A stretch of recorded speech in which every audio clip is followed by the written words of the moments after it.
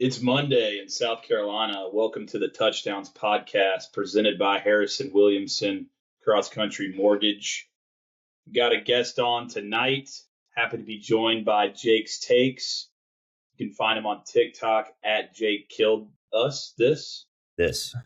At Jake Killed. Thanks for popping it up late, Ross. At Jake Killed This. Jake is an Arkansas guy. You live in the Little Rock area.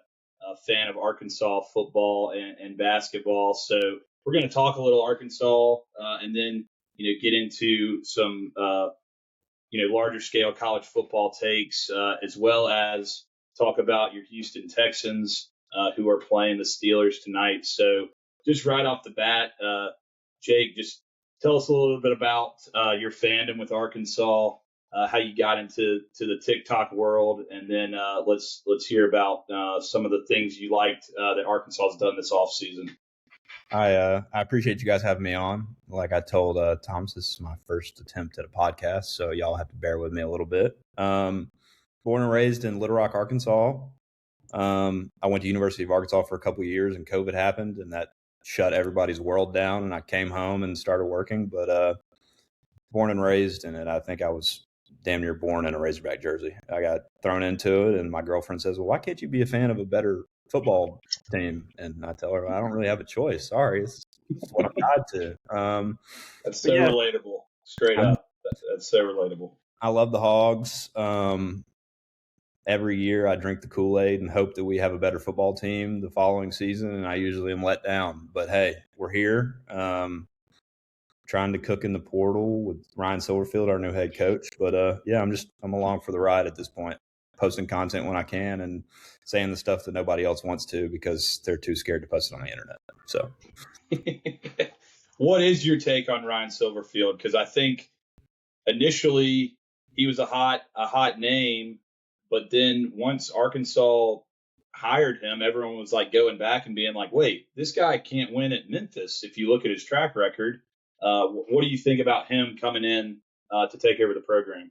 So in the portal era, I think older coaches are out, besides a small handful, just because of how much is involved with money and managing egos now. I think it's almost turned into a professional sport. Not even just football, basketball, baseball, whatever you want to call it.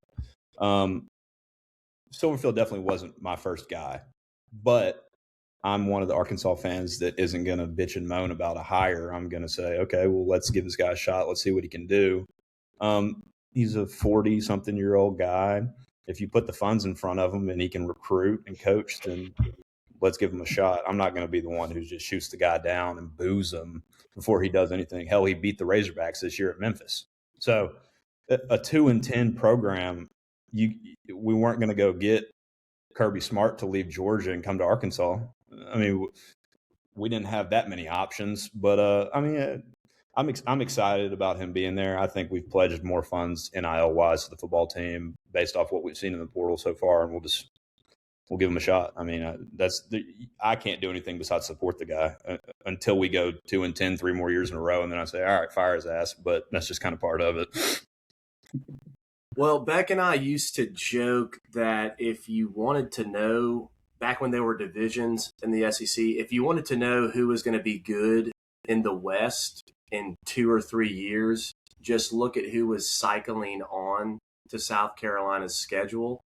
So the fact that we have y'all next year for the first time in a few years probably means that he's going to be a home run hire, and y'all are going to be much better next year than you've been the past few seasons. Shane Beamer will probably go to Fayetteville in November and put 88 points on us, and it'll save his job for 2 or 3 more years, and they all love it. Well, and yeah, I mean, Beamer you make a good point. Like Thomas and I with Will Muschamp, and how you have the attitude of, hey, I'm going to support this guy. I'm going to give him a shot. And he's the head coach of Arkansas, so I'm supporting him. That's kind of how Thomas and I were with Muschamp. And then we got to a point where majority of the fan base was not supporting Muschamp. We were still sticking to our guns, and we just wanted him to be the guy. So I feel like Arkansas and South Carolina are similar programs in the fact that you get a guy and you think he can be the guy and you just want to support him till the wheels fall off, and hopefully they never do. But that's kind of where we're in the situation with Beamer, going 4-8 this year. And he really had to show a lot of fans like, all right, I got my shit together. I'm going to do some great things in the offseason. And we feel like he's done that. Talk about what Satterfield has done since arriving, in Fayetteville. You mentioned, going out and crushing the portal is going to be key. Talk about some of the moves that y'all have made. So Sam Pittman is an awesome dude. Everybody loved Sam Pittman. I'm not sure he was a great head football coach. He was the kind of guy that I talked to my dad about, and we were like, man, I wish we could figure out a way to keep him on as just like an athletic assistant, just because the optics of him, and everybody in town loved him. He's got a restaurant in Hot Springs, which is an hour away from us, and his wife's great and everything. And everybody loved Sam Pittman, but it just got to the point where I'm not sure he's a head football coach. And we parted ways with him. We had a very underwhelming year, to say the least. And Silverfield got hired. And I think most people in Arkansas were never sold that our athletic director, Hunter Yurachek, was really pledging the amount of money that you need to compete in the SEC. And I'm still not sure that you could give Arkansas $100 million to build a roster and they'd be able to compete, just because I feel like NIL is causing certain teams to be a little top heavy overall. So far in the portal, I think Silverfield's done a great job. I think we're top 20 in the country on commits right now through the portal. We've gotten some big guys that we've taken from a corner that's committed to us over Ohio State, and the offensive tackle from Lafayette that's coming that picked us over LSU. So there's no way that we don't have more money than we did the past couple of years. I also really love that Silverfield is sticking his head out and doing a good job of recruiting in-state talent. A lot of people have always said, oh, a 3-star or 4-star in Arkansas is only a 2 or 3-star in Texas or Florida or something like that. It doesn't really matter to me star rating wise when it comes in state, because when you do have that 5-star, it's a top 10 player once every 5 or 6 years in the state of Arkansas. If you don't go get these guys now, those kids later are never going to have any thought of going to commit and play for their in-state school. So I like that he's gone out and gotten the handful of guys. He flipped some kids from Missouri and got the number 1 defensive tackle in the state that was a 4-star, blah, blah, blah. But I think he's doing a good job getting his head in and attacking the in-state kids. And I think they're doing so far a really good job of getting transfer portal guys. Yeah.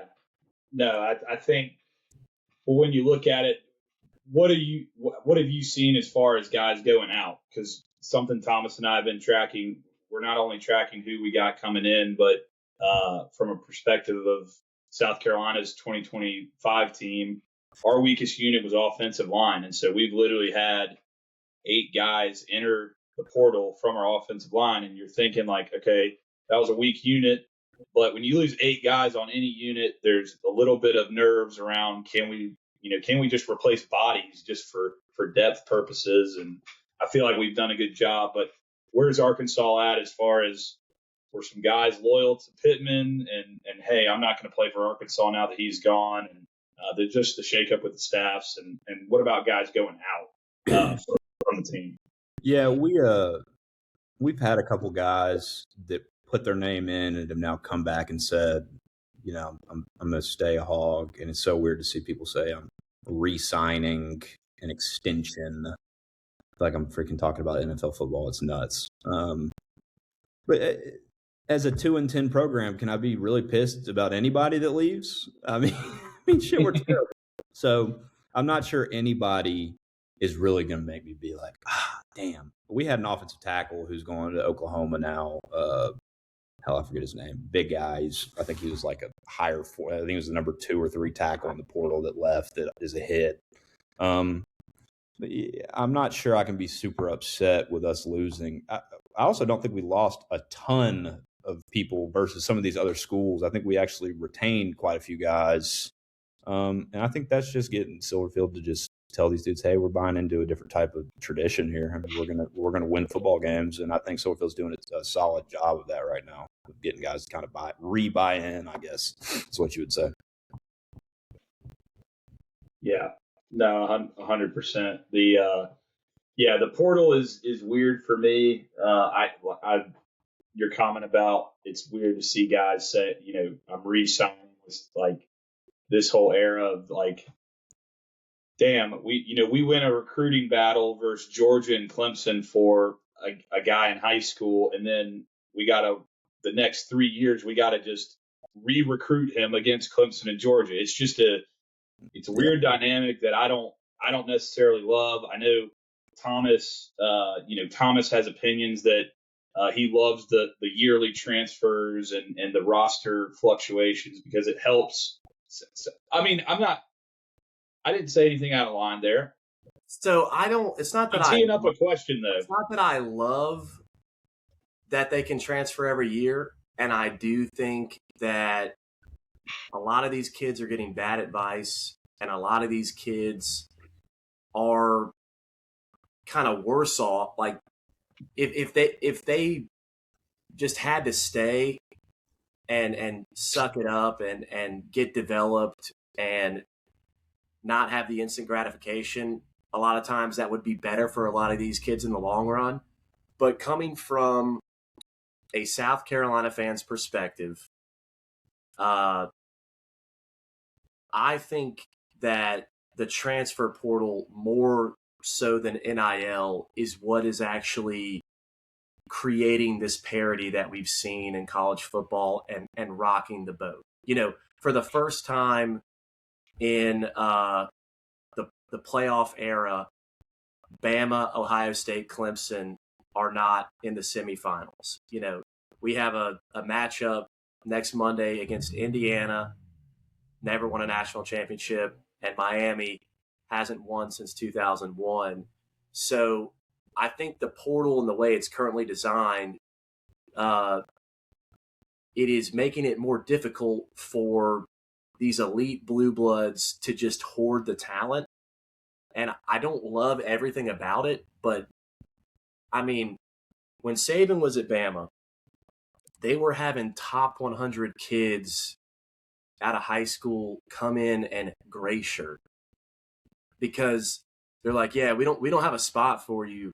We're not going to give you a scholarship, but if you enroll in school here, we'll get you a scholarship next year. And like, that's just the type of depth that Bama and Georgia and Ohio State used to have. And it's become a lot more difficult, in my opinion, for those teams to do that. And that kind of opens the door for teams like us to, in my opinion, to have a chance to make a run more so than we used to be able to. I think it definitely does level the playing field to an extent, but I think there's got to be a cap on certain things. There's no way a kid 4 years in a row plays for 4 different schools. It, like I was saying before we got started, it just seems like it's screwing up people's heads with commitment issues, and your development gets docked when you go to 3 different schools in 3 years, and you've got 3 different systems. I mean, what's the real goal besides literally bidding yourself to the highest bidder at that point, like you're on a 1-year contract? And then I think there are kids now that are in there fighting for a 6th year eligibility at certain schools. They know they're not going to go to the NFL, so let's see how much NIL money we can take from our last stop. And I think that's just that's killing the sport, in my opinion. Yeah, I'm not a fan, and because also just simply from a fan's perspective, not even thinking about like the actual players and coaches, but just from a fan's perspective, it draws people to the game when they can sign a kid in high school. They tracked his recruiting in high school. He signs with the program. He maybe plays a little bit freshman year, and he just grows and grows and grows, and then he has a breakout year his junior, senior year, and then he can go to the NFL. Like, that is the kind of story as a fan you're drawn to, as opposed to every single season. I got to look up the depth chart because I don't, we're getting new guys in, old guys out, and the constant roster turnover makes it less enjoyable as a fan. I believe that to be true. And again, like, I think, Thomas, I don't want to speak for you, but I think you're just like, I don't care about the roster turnover. I just want to see the wins and losses with South Carolina. But there's just different dynamics to the game, Jake, that you were talking about that draw a fan to the game, and this transfer portal is kind of making that go away, I guess. So the way we grew up watching college football is changing, and so it kind of rubs you the wrong way as a fan. And what does it mean turnover-wise? I mean, the Hogs went 2-10 this year. What's to say that they don't go 8-4 this year, and then they have a completely new roster? We lose our head coach in 2 years because he's a stepping stone and jumps to a bigger program. All your players are gone. You're back to square one. I mean, that's what's happening now is you can't build any camaraderie with these guys. You tell a kid, hey, we really want you to redshirt this year. He gives you the damn middle finger and says, no, I'll take my ass somewhere else in the SEC and they'll pay me an extra $100,000. I don't need y'all. Screw y'all. That's just 18-year-old Jake would have said the exact same thing those athletes are saying. I'm taking my ass wherever they're going to pay me the most. I'm going to buy a Lamborghini with my NIL money. I don't give a shit what y'all want me to do. I don't need to develop with y'all. I'm a badass. And then they're going to look back when they're 23, 24, and unfortunately they're going to be selling life insurance, and they're going to wish they would have probably committed and been a freaking a badass and had this whole fandom from a school if he played there for 3 or 4 years and had a shot in the NFL. And it's just I can't – there's no way that NFL personnel isn't looking down at college football right now and saying, man, we don't want to sign this kid. We don't want to draft this kid. He's bouncing around for the highest check. He's not going to be committed to us. There's no way he wants to buy into a system because he never has his entire life. I just don't think it's building good traits for kids. Yeah. You have to be such an elite prospect that NFL teams would overlook it. Like NFL teams will overlook a lot of shit if you're that good, aka Jalen Carter. The Eagles. I think that worked out for the Eagles. They won the Super Bowl last year. But man, literally was doing crazy shit allegedly. Yeah. They just with the very elite players, like most schools are not going to let those guys leave. Like the guys that are bouncing around are kind of, in my opinion, the middle tier guys. Yeah. Like if you have a surefire first or second round guy on your roster, more often than not, you're going to do what it takes to pay that guy to stay. I'm not saying that it hasn't happened. Like, Cam Coleman just left Auburn for Texas. I'm sure Auburn, gave him a very good offer and Texas just went over the top. But that has more to do with just Auburn's dysfunction in their program in general, in my opinion. But yeah, there are definitely things about the new system that need improving. We have talked about the calendar many times, Jake. Beck and I both think it's crazy that, Miami and Indiana are preparing for the national championship next Monday, but they're having to do roster management for next season already.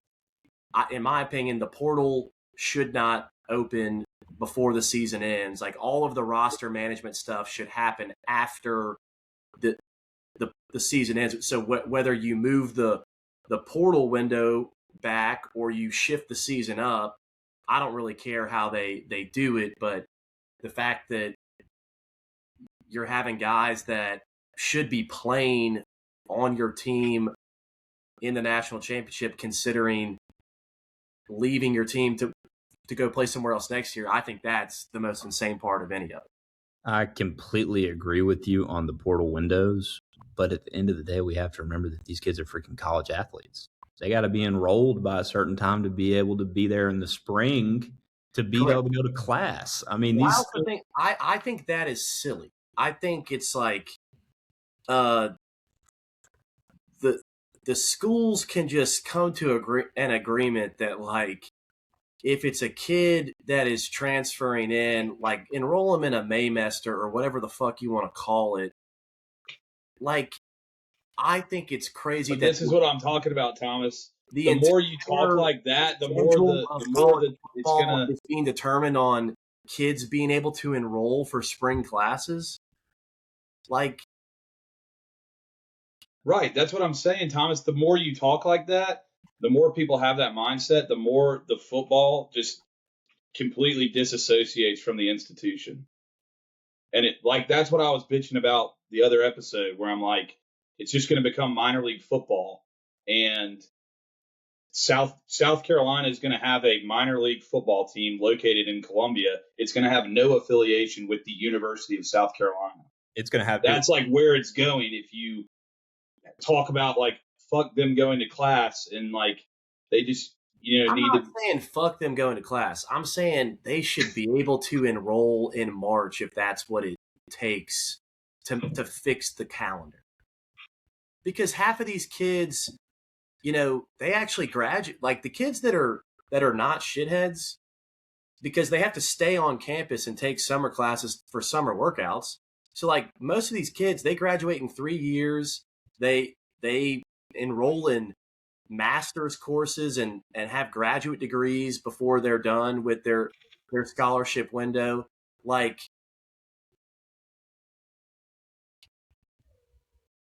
I was in school with Sindarius Thornwell. We had classes together. We had a class together. And whenever they had an away game or a home game or whatever it was that conflicted with the class schedule, they worked around it. And he was still a student at South Carolina, and he graduated from South Carolina, I think. But like, he was able to go play basketball for us and represent the university. If they don't want to move the season up, just let the kids fucking enroll on February 1st instead of January 1st. Thomas, you said that kid's name was what? Sindarius Thornwell. Sindarius Thornwell was letting Tridelts do his work when he was doing the road game. And that's fine. But he wasn't going to class, Thomas. His ass was letting the nerds and the sorority chicks that thought he was cute to do his freaking assignments for him. His ass wasn't going to class. No, if Sindarius listens to this, I know you were doing your work, bro. I got your back, Sindarius. You're a rock star, dude. I get what you're saying. Like, you don't want the players to be completely devoid of being a part of the university, but we can make special exceptions. Yeah, I mean, I just think the season needs to end January 1st. I mean, that's the one of the few points that I agree with Joel Klatt on. Usually his takes are terrible, in my opinion. Yeah, he sucks. But he's just a Fox shill. That's why his takes are bad, because I think but he had the take that the season needs to end on New Year's Day at the Rose Bowl. I'm completely fine. I mean, I do. I mean, unfortunately, the Rose Bowl that's a tough travel for us if we ever make it there. I mean, not saying we wouldn't do it, but I guess if you know it's going to be there every year, you can kind of plan around that. But yeah, I wouldn't mind the entire playoffs being on campus until the Rose Bowl, and then you kind of use the other bowls another way, maybe. But that was his. He was talking about the schedule and moving it up. And so week 0, they were doing this week 0 bullshit. Why don't have just the whole season starts that early, and then you can play playoffs through December and have the national championship on January 1st. And that's what I think is the most logical timeline, especially because then you don't even have to argue about the education thing. You can get the guys on campus And the portal window probably needs to be shorter. I mean, dudes are getting tampered with anyway. Like, these kids know probably the portal only needs to be a week or 10 days instead of 2 weeks. These kids are committing on the first day. You know damn well they've been getting talked to by every coach, every agent on the freaking planet. They don't, right. The window doesn't mean shit. It's literally when they can actually. Everyone's got a cell phone. These guys are these guys are using Signal and Telegram. It's not hard to middleman the. It's very easy to tamper, and that's another thing that you like. People are bitching about the salary cap. I don't know that they'll ever be able to figure out a way to prevent the big time boosters from giving more money. And as far as tampering is concerned, the way that the rules are written, all it takes is someone from a university getting someone that doesn't work at the school to be able to make contact with the player that they're interested in, and the person in the middle not ratting the school out. That's all it takes. And whether it's the agents that are doing it or just someone they trust, it's so easy to get around it that I don't know that we can really expect it to stop happening. You just have to take that into account when you're recruiting kid like that. You kind of have to screen for that. Like, this kid's really good, but does he actually want to be here? Does he actually buy into our culture? Like, or are we going to have to just give him a raise every single offseason? And some kids, like we've said on this podcast already, if it's Jalen Carter, just okay, we'll give him a raise every offseason and we'll live with that. But that's just a new layer of how you evaluate kids. I told you guys earlier, it blows my mind that these guys can have agents that are top tier alumni from big schools representing kids in the transfer portal, and then those kids go into those schools. It doesn't make any sense to me. Why would South Carolina and Arkansas not decide to invest $50 million in their sports agent management freaking major and say, hey, we need the top 10 kids every year who decide they want to get into sports management to be fucking football agents and say, hey, y'all go represent every single player y'all can in the transfer portal. And when that window finally opens up, bring their ass to Arkansas. The Cam Coleman's agent graduated from Texas. Right. I know they've got a gazillion dollars to go give Cam Coleman. I get that.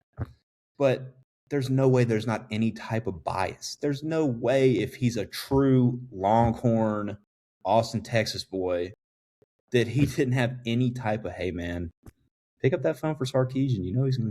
He's gonna take care of it. There's no way that's not going on. There's no way. See, I actually that gives me peace, Jake, because I grew up watching South Carolina just not be able to ever turn the corner. I mean, we had a little bit of fun for a very short window of time under Spurrier, but more often than not, it was just we would lose to the same teams every year, and we couldn't find a way to beat them. And as a kid, like that, just grew up following the team that your dad went to and like introduced you to. You're like, why is our team different than all these other teams? Like, what is it about these teams that kick our ass every year that we can't do? And I came to find out that we just don't spend as much money on our football program as all these other programs do. And to your point, like, I'm going to go to the university next week and be like, hey, we have a good business school. Like, let's start funneling sports agents into, like, that's what South Carolina and Arkansas and teams that are below the bell curve need to do. We got to get creative, because you can just do stuff. Like, I'm all for using any and all advantages that you can come up with within your alumni base to win games. You're telling me this handsome face, if I wouldn't have become a fucking sports agent, if I would have been representing 10 kids going in Power 4 schools, and they called me and said, hey, I want you to represent me, that they wouldn't be a damn Razorback? I mean, come on, man. Exactly. If they even whispered to me that South Carolina was calling, I'd say, man, kick fucking rocks. You're a Razorback. I don't have time for that shit. So people that are adamant about our football program getting better, I wish my freshman year of college I would have had more of a plan than just going a business route, quote unquote. I wish I would have gotten into sports management because all those agents are making a killing.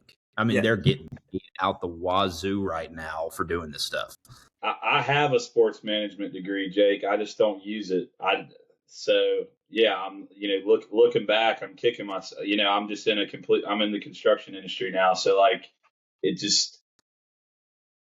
I didn't see the route. I didn't see the route in college. I mean, I'm a little bit older than you, so NIL wasn't a thing. Agents in college wasn't a thing. I had aspirations at one point to be an agent in the show, NFL, NBA, MLB, but it's just hard industry to break into, and you definitely can't live in Greenville, South Carolina if you wanna do it. Or back then, you needed to be in a big market. So, Thomas, if we clip this little segment of him saying he's got a sports management degree, maybe sellers will say, "Hey, I'm looking for a new agent. Let's see if we can get Beck to be on here. Be my new agent.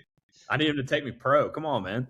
Hey, Ross. Hey, Jake's doing doing your job for you. So we're once again docking your pay even more. Since you were late now, Ross. You were late. You were late to the session. Well, once the podcast blows up and I can afford the bills to pay for law school, we just got to get these views up. When the podcast blows up, all you'll have to do is get on TikTok and shit talk college athletes like me, and you won't ever have to worry about law school.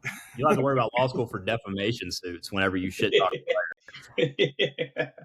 Exactly. So you were telling me before we started filming that you're a Texans guy. So give us your rundown of tonight's matchup. How you feeling? I've seen some stats that aren't very favorable for the Texans. What's the confidence level at right now? I'm terrified. Y'all see me casually drinking Michelob Ultra at 6:00 on a Monday. There's a reason behind that. The Texans have never won a road playoff game in franchise history, guys. We're going against Aaron Rodgers. I don't care if he's 70 years old. The flat earther is going to be himself. He's going to be good. It's a blizzard in Pittsburgh right now, which just adds to it. You said you used to do sports picks. Well, the over-under is 38, if that says anything about where they think this game is going to go. My girlfriend had never been to an NFL game. I took her to an NFL game this year. We went to Houston and went to the NRG game where they sacked Josh Allen 8 times. It was unbelievable. I haven't seen a defense like the Houston Texans ever, I think, in my life. I mean, it takes me all the way back to like thinking about the secondary of the Legion of Boom. Like they're so electric across the field. But the problem is I don't know if the offense will get off the bus. I mean, it's so hit or miss with CJ Stroud right now. Our offensive line's been 10 times better this year than I ever thought they would be with the rookie we got from Purdue and just guys in general playing a lot better. We still Woody Marks is a good running back, but it's just going to be one of those just smash mouth. The final score will be 14-10. So who knows? I'm going to probably be watching it with my lights off and sitting on the floor in a fetal position by halftime. But, I mean, it's playoff football, and I would say we're as hot as anybody right now when it comes to purely defense. But, shit, you see what happens, man. I had seen the 0-6 in road playoff games all time for the Texans. I also saw, Tomlin is 12-0 on Monday night with the Steelers. So, yeah. But the NFL did that on purpose. The Texans always get the Saturday wild card game, and just so happens when they're playing at Pittsburgh, the NFL decides, this is the year we're gonna put the Texans on a different slot than the Saturday afternoon wild card, and you're going up against Tomlin on Monday night. But I think y'all's like you said it, y'all's defense is good enough to win a Super Bowl, in my opinion. If CJ Stroud gets hot, like if he can have a little 3-4 game run where he's playing what he's capable of playing, like, the Texans are a really interesting team, especially when you look at the AFC and Mahomes isn't in the playoffs. Lamar isn't in the playoffs. Burrow isn't in the playoffs. It's like this is the year to take it, or it seems like this is the year to take it since the last 7 years. And now I know a lot of people are saying Josh Allen needs to take it, considering he's been the Peyton Manning to Mahomes being the Tom Brady, and eventually he's got to break through. But yeah, I think the Texans can win tonight. I think they can make a run. As long as CJ can play up to his ability. Yeah, I've got a buddy who's a diehard Bills fan, and Josh Allen just nut rider, and I can't stand it because he's got no ties to Buffalo whatsoever. He's from Arkansas, but he's equally as open about the fact that without Lamar, without Mahomes, and the main guys that you've seen have the AFC in a chokehold for the last decade aren't in it. That this is it. I mean, this is your 1 year. You better get lucky. And you say you think CJ, if he plays to his potential, I'm not sure I even need him to play to his potential. I need him to just go throw for 200 yards and a touchdown, no interceptions. I mean, I just need him to not fuck up, to be completely honest. I mean, we just need to move the chains. As long as the running game can not have us in 2nd and 10 or 11, and we don't get screwed on pre-snap penalties and stuff like that, that puts us in a hold where we've got to just drop back and throw in the blizzard, I think we got a chance. The defense is I'm that confident in the defense. I just lack a lot of confidence in the offense right now. And we look like we've gotten better the past couple of weeks, but Pittsburgh on a Monday night, Tomlin's 12-0, and the Texans have never won on the road in the playoffs. I mean, who knows? So yeah. So, something's got to happen, but that'll be a good game. We got a couple buddies that are big Texans fans and listeners. So shout out to Roy and Boots. Yes, sir. Go Zans. But we'll get you out on this one, Jake. Little men's basketball. The Gamecocks are actually playing at Bud Walton Arena on Wednesday. We talk a little bit of basketball on this podcast. I follow it more than Thomas. But we both of us are more in tune to football, but we have our squad isn't too great. And we had a heartbreaker, or I guess it was a heartbreaker for me because we were sitting at the sports book on Saturday in Tampa on my bachelor party, Jake, and I had Gamecocks plus 4.5, and we throw a prayer up, hit a 3, cut the deficit to 3. They make 2 free throws. We get a guy running free, and he blows the layup. Blows the layup. Lose by 5. So it's already been a tough year. We were awful in non-con. I see y'all beat Texas Tech earlier in the year before Christmas, and then looks like y'all are 1-1 to start SEC play. What's the take on Arkansas basketball? Obviously, y'all have Calipari, and how are you feeling early in the SEC schedule for y'all to maybe make a run in the SEC? Congratulations on a bachelor trip / getting married. That's a big time. I'm 25, about to be 26. So that's a long time away from me at the moment. But, congratulations. Take your time. Man, I think we've got a really, really good basketball team. And God, the back and forth banter between Kentucky and Arkansas fans since Calipari came is unbelievable. And it brings me nothing but joy to see Mark Pope shitting down his leg right now in Lexington, because they swore he was the savior, and then they swore Jaden Quintance was the savior, and he's done nothing for them. But then we just went to Auburn and got our teeth kicked in on Saturday. I mean, just absolutely blown out of the water. It was gross. But I think that shows that even when you think you got a bottom of the barrel SEC team, man, going on the road and playing in the SEC is freaking tough. Every team in the SEC can beat you on any given night. If we don't bring our A game at Bud Walton, South Carolina will be there in the last minute. I mean, we should beat y'all, no offense, by 20. But if we come out and bullshit, we'll be shooting free throws at the end of the game to try to win it. Darius Acuff, our freshman point guard, is going to probably go down as the best point guard in Arkansas history. Today was his 5th week in a row winning SEC freshman of the week, which has never happened in SEC history. The he's unbelievable from Detroit, and it's just one of Calipari's many lineage of guards that he brings with him wherever he goes. Y'all are familiar with Nick Pringle. He's one of our big men that plays for the Hawks. He doesn't do much. He just kind of stands around and elbows people in the face and gets text. Doesn't really do for us, but you kind of need a bruiser like that at the end of the day. You want one of those guys that's willing to get in the fight and get thrown out of the game just to set the tone. We've got all the talent in the world. Calipari's always had that much talent. It's just, can he make a run in the tournament, or does he have a St. Peter's week 1 exit? So, man, my lifespan's going to drop by 25 years if we get beat in the first round by a bunch of schmucks that are a 13 seed. But, God, it's just it's the roller coaster of SEC basketball right now. Yeah. No, we were already we already had a bleak outlook for the season for the Gamecocks, and then I was watching the LSU game the other night, and they flashed a graphic. South Carolina has the number 1 hardest strength of schedule in the country for the remainder of the year. I'm just like, yeah, that's pretty much life. Life at the bottom of the SEC in men's basketball these days. There's just a ton of good teams, and it's hard. I mean, Bud Walton, one of the tougher places to play in the conference, and obviously Calipari. A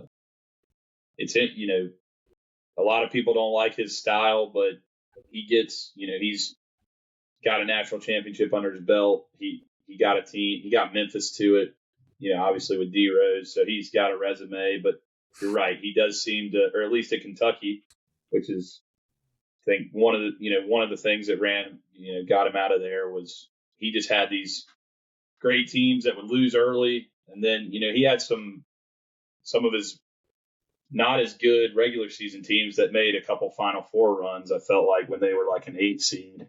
Mm-hmm. So it'll be interesting to see what y'all can do in the tournament. But everything you're saying to me is you have some confidence in what y'all are doing, and we have no confidence. So maybe that's a signal to take the Razorbacks on Wednesday for all the Gamecock basketball fans out there.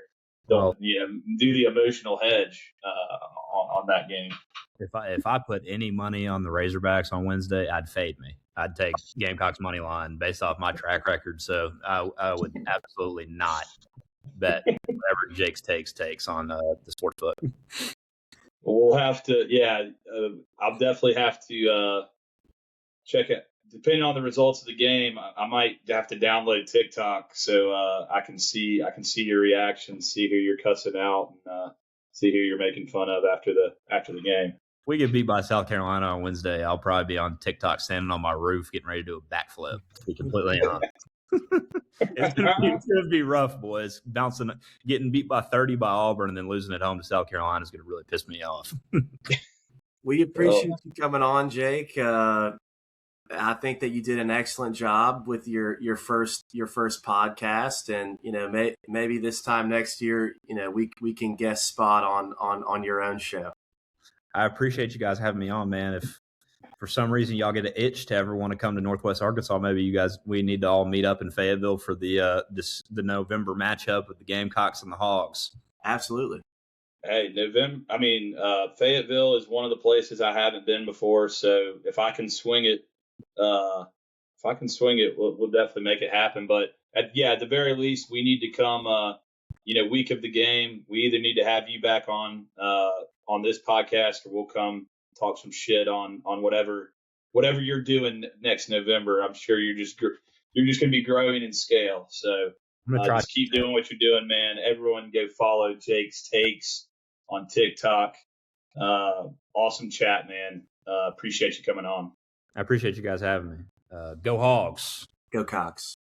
Go Cox. That was good stuff from Jake's Takes. He's on TikTok for those of you who want to go check out his content.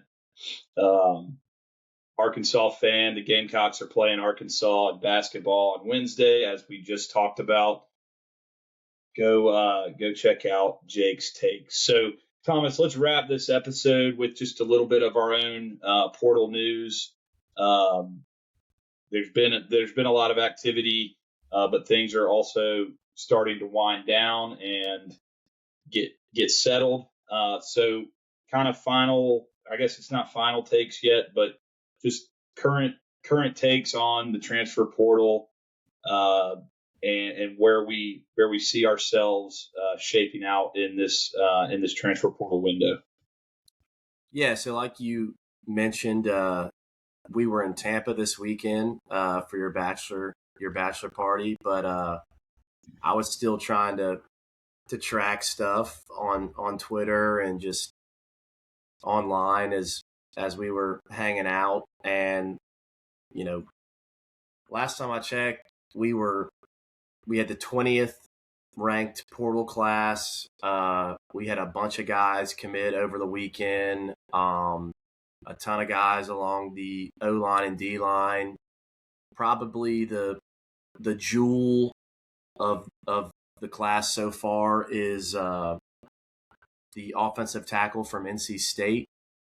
I believe he is our highest ranked commit in the class. It's either him or Kelby Collins, the defensive tackle from most recently Alabama. Kelby was a guy that we recruited out of high school. He initially committed to Florida, transferred to Alabama.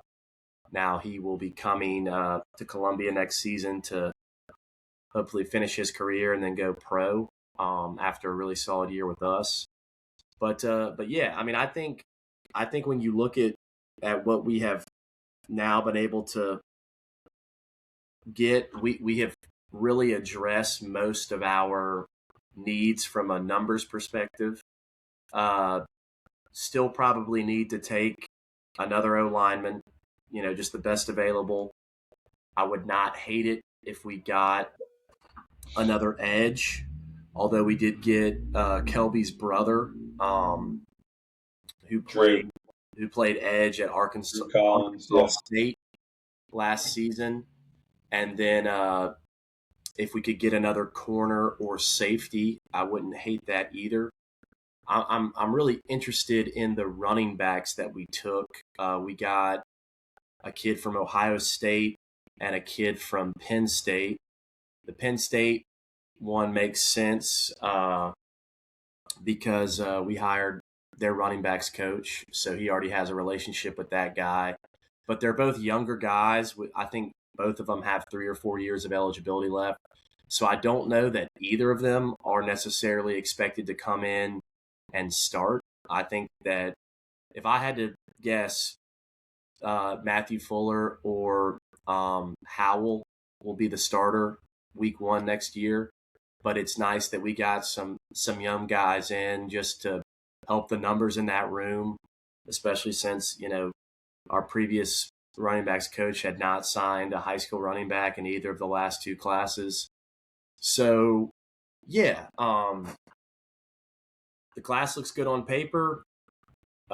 We've addressed most of our needs. My panic level on how many O linemen that we had leave has gone down a lot because we've been able to get bodies back in.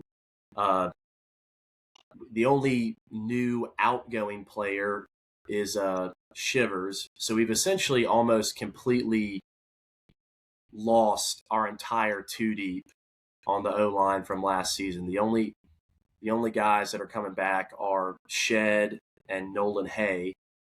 But, whether that is money, loyalty to the previous coach, or just needing a cultural reset, I'm not sure, but hopefully the fresh start is what ends up working out for us. I'm still going to need to see what happens up front before I declare this offseason a victory, because,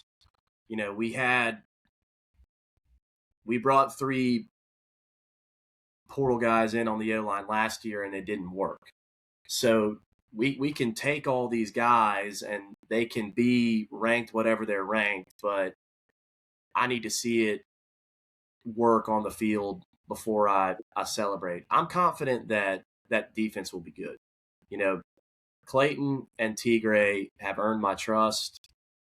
So, I like how we've attacked it on the defensive side of the ball, both in who we retained and who we brought in. But I feel good about our defense next year. One way or another, they'll be able to play winning football. But the season will once again be determined by can our line play good enough football to let Lenoris operate. Yeah. We addressed the needs. So, I mean, while you were talking, I was doing a quick Google. 247 has us as the 16th ranked transfer portal class in the country.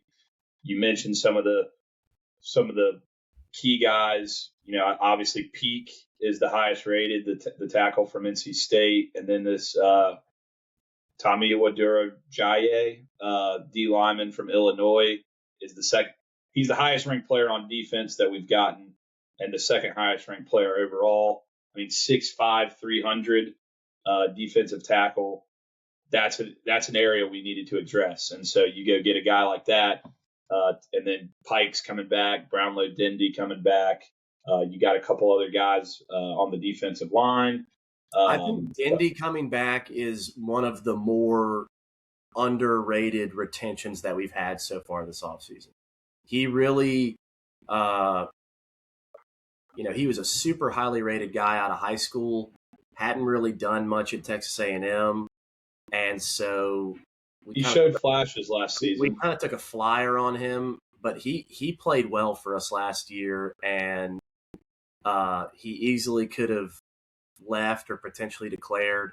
So for him to come back for another year is a big deal and great for us. Yeah. Underrated too, this kicker from Texas Tech. He's got pretty great numbers, and kickers aren't sexy, but kickers win and lose games. So if this guy is as billed, hopefully that's going to make a difference next year between us winning some games as opposed to losing them in the kicking game. I mean, Ole Miss versus Georgia. I mean, I know that guy missed one against Miami, but I mean that kicker basically won Ole Miss the Georgia game. Hitting 2 field goals that were at the time. He set a record for the Sugar Bowl, then broke his own record in the same game, then hit the game winner. So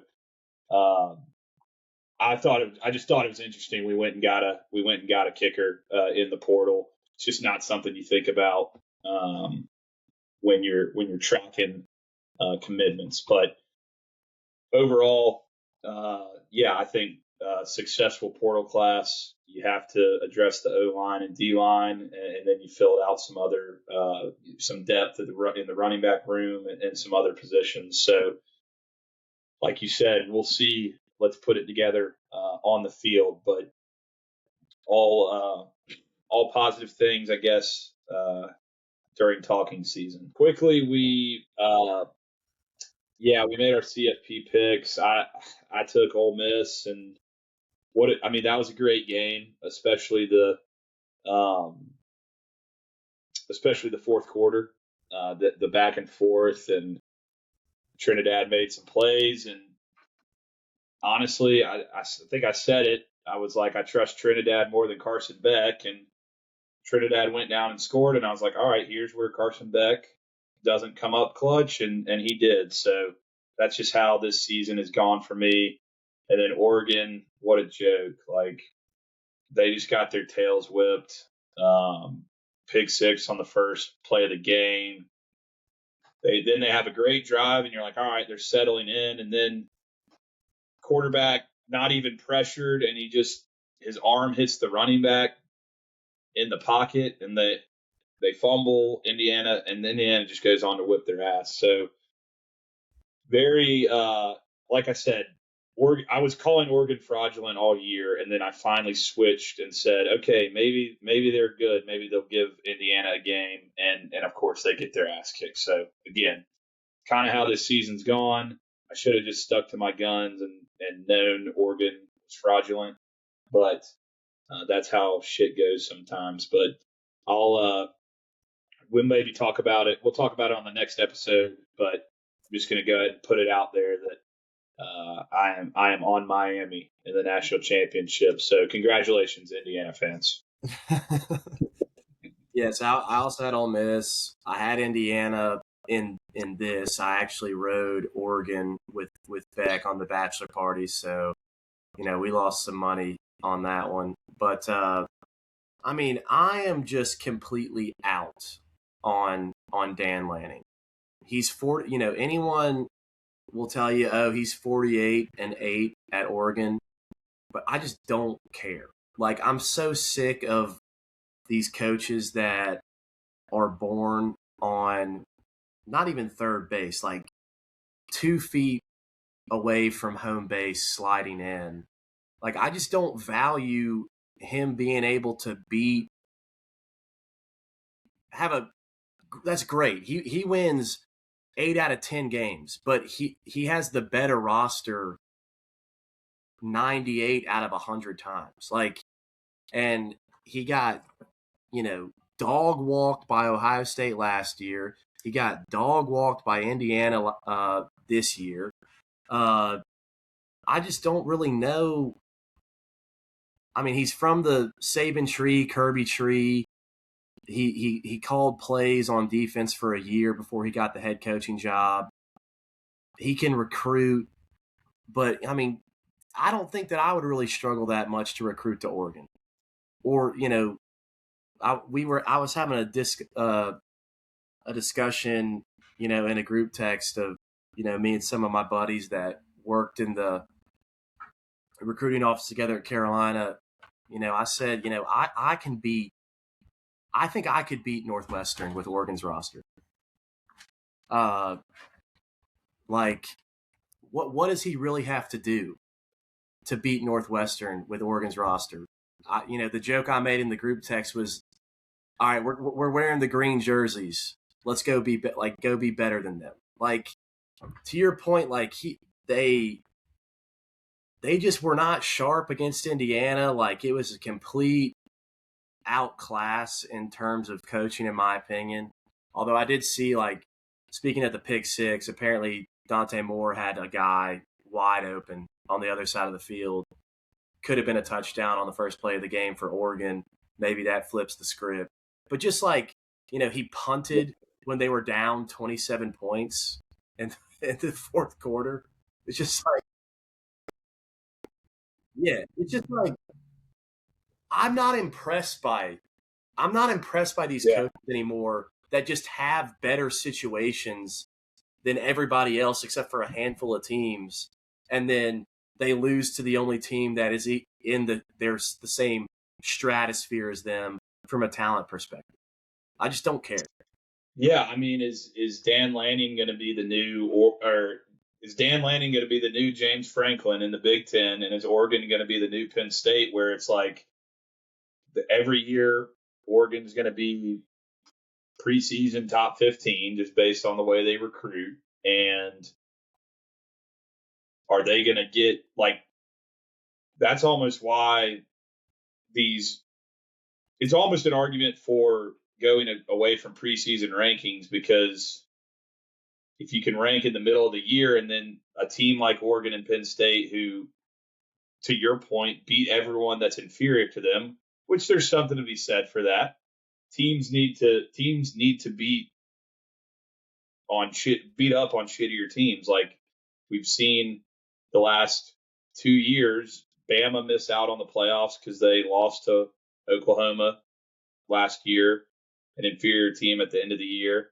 And, Florida beating Texas this year keeps them out. So there's something to be said for beating inferior teams. But yeah, you're right. Like he hasn't won a big game at Oregon, really. I mean, they had College game day for the Southern Cal game this year, but I mean, and they won that game, but like that wasn't a high stakes game, really. His best win at Oregon is beating Penn State in the Big Ten championship last year, but he beat, James Franklin can't win a big game guy. I don't know. I don't, to your point, like, yeah, you got to beat the teams that you're supposed to beat, but I'm just like, I'm sick. Yeah, they beat Ohio State last year in Eugene, but then they got shit on in the Rose Bowl. So like that almost like canceled out his Ohio State win last year because he lost. He got blown out when it mattered. Yeah, I mean, I don't know. So, I just like I'm sick of ordaining these guys that just find their way into an excellent situation. Like they probably are good coaches. They're above average coaches, but I don't know. I just feel some type of way about. I mean, low key, I was feeling like that about Kirby Smart watching the Ole Miss Georgia game. He was so bad in that game. But he's won. I know he's won 2 national championships, so he's got the immunity cloak. But I'm like, how is Kirby Smart fucking up this game this bad?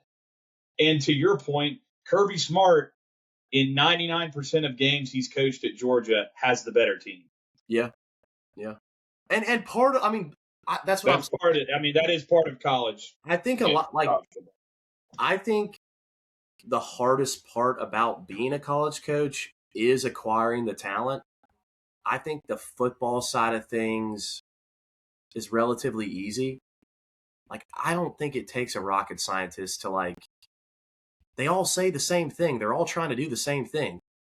And I know it's just for the press conference and it's coach speak, but, like, if you ask every coach what they need to do to win the game, they're going to say, win the turnover battle, stop the run the ball, be good in situational football. It's like, I've known all the things that they're talking about since I was 6 years old. Like, obviously, yeah, you want to score touchdowns in the red zone, don't kick field goals. Don't turn the ball over. It's like, no shit. I don't know. But yeah, I'm a Dan Lanning hater now. I don't think he's good. My favorite tweet that I saw after the blowout was it said Dan Lanning without the Nike checkbook, and it was a picture of Billy Napier at Florida standing in the tunnel. I like that one. But yeah, I mean, I hope I don't care who wins the national championship. I'm ready for it to be the official off season, and I'm excited for next year. I'm not drinking the Kool-Aid yet, but we've had a good off season so far.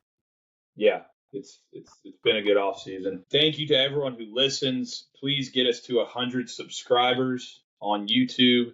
Go hit the subscribe button on YouTube. Also, you can subscribe on Spotify, Apple Podcasts. We appreciate everyone who listens and watches. Go follow us on socials, Twitter, Instagram, TikTok, TD's 5 points, touchdown 5 points. And we appreciate everyone, seriously, who watches and listens. Comment, like, send us some questions. What do you want to hear about? What do you want discussed on the show? As Thomas mentioned, the official offseason is quickly approaching, with the national championship being on next Monday, a week from today. So we're officially entering talking season. So we're going to keep talking. More guests coming. We appreciate Jake's Takes. Again, shout out to Jake's Takes. Go follow him on TikTok to see his great Arkansas Razorbacks content. That's a wrap on this one. Go Cox. Go Cox.